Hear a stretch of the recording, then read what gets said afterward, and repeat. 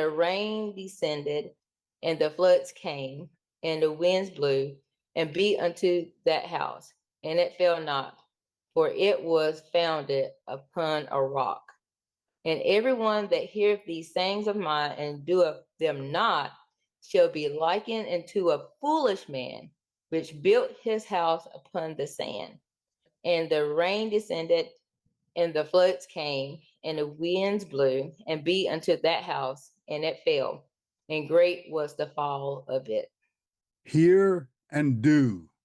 House on a sand versus a house on a rock. So the foundation is vital.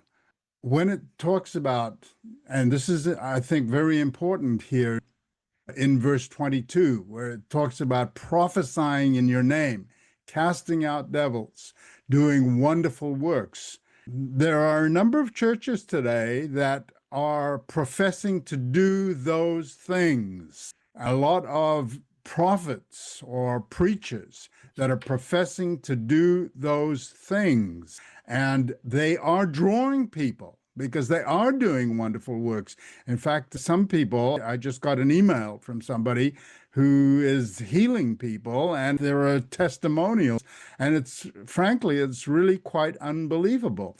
But that's it. That seems to be the extent of the ministry.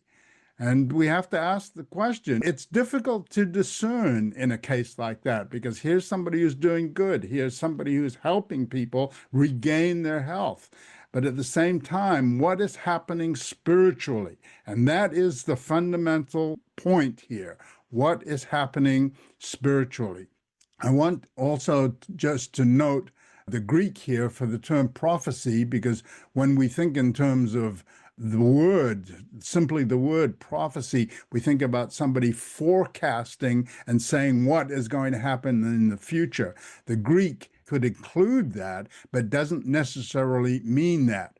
And in 1 Corinthians 14:3, where we have the same Greek word used, it says, "But he that prophesies speaks unto men to edification." So this kind of prophecy is to the law and the testimony. In other words, are they preaching the truth out of the Bible? This is what's important. It's not forecasting about the beast and about the number of days and about the end times and about that kind of information.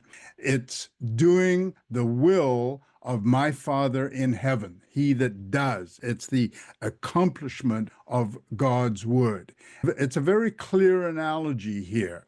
On the one hand, you've got a foundation of sand, and on the other hand, you've got a foundation of rock, and one will fall, and when the other is wise.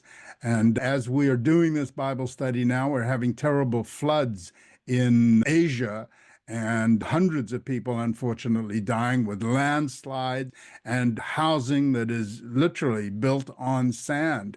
And we've got a physical example of this. Of course, it's horrible. It's unfortunate for these people who are being involved in this kind of flood.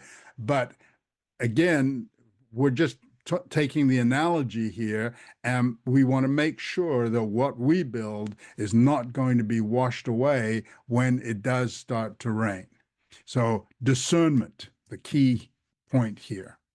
Yes, that's important. And when they were saying about didn't we cast out devils and miracles happen, we have to realize that when Nicodemus had mentioned to Jesus, did those miracles, only God had to be with you for you to do those things. If you think about the Old Testament, especially when Moses was with Pharaoh and those magi was doing things, God wasn't with them, but they were mimicking what Moses was doing. Yeah. So that's what you have to do when you're discerning, looking at those spiritual gifts and really discerning, is this from God or is this from some other spirit? Uncover the mystery of Adam and Eve's nakedness. Unravel the ambiguous connection between the Hebrew term for naked and the serpent's subtlety. Join us for this free mini-course and gain a profound new perspective on biblical Hebrew. TheExplanation.com/naked